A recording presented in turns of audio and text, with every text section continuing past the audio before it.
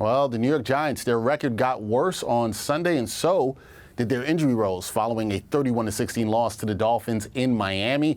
New York Post NFL reporter Ryan Dunleavy was at the Week 5 matchup, and he joins us now from Miami. Ryan, how's it going? Good, Dex. What's up? Ain't much. Well, I'm doing fine. Giants, not so well here. We got to start with Daniel Jones. Another rough day under center. Sacked 6 times, left the game with a neck injury in the fourth quarter. What is the latest on the Giants QB1? So he had an X-ray at the stadium tonight. They were still reading the results when everybody was packing up. He'll go for an MRI tomorrow. Really, Dex, it's reminiscent, and even he said he's dealt with something similar before, and that was in regard to the 2021 neck injury that cost Daniel the final 6 games of the season, led to him having an off-season procedure on the neck afterwards, and then the Giants without him averaged 9.3 points a game and lost all 6 games at the end of that season, ultimately leading to Joe Judge's firing. So there's certainly room for this season to get a lot uglier, a lot very fast. And when I think about it, the joke, and this is not to make light of an injury in any way, but the running line was, how long could Daniel Jones survive behind this patchwork weakened offensive line? And it turns out the answer is 28 sacks. That was his 28th sack, and he just couldn't get up from it.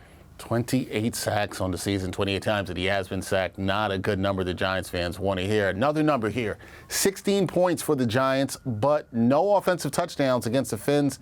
On a scale of 1 to 10, how concerned are you with the Giants offense right now? 12. 15, 20, I don't know, something higher than 10. No touchdowns in 3 of the 5 games. Look, they have 12 first half points. Jason Pinnock has 6 on defense after a pick 6. They have 12 in 5 games on offense in the first half.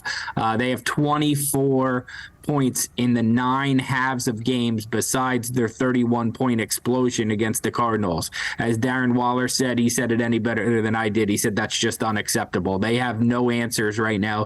The offensive line can't even allow plays to function. They have no run game, so no offensive balance without Saquon Barkley. And all the yards after catch from these playmakers is non-existent too, from the guys that they brought in during the offseason. Yeah, it has been rough. You are on a level of a 15 in terms of scale of concern for the Giants. So with the scale of concern being that high, how do the Giants, now 1-4, turn things around? Is it as simple as just the team getting healthy, or are there more drastic changes that need to happen before their Week 6 matchup in Buffalo?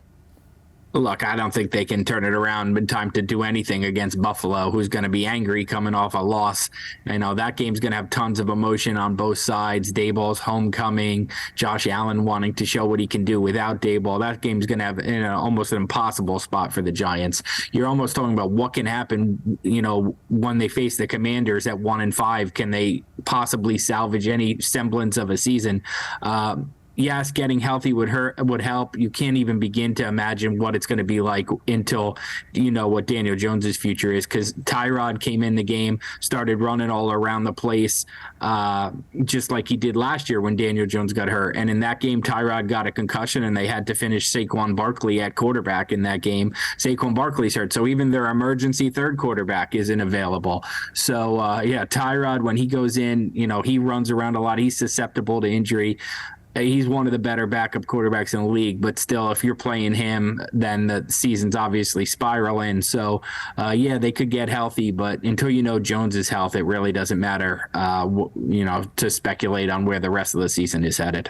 Yeah, we will have to see where his health, and there'll be more updates on that, I'm sure, in the next 24 to 48 hours. That is NFL reporter for the New York Post, Ryan Dunleavy, doing a great job. Ryan, thank you for the time, and we'll see how the Giants 1-4 things are for them moving forward.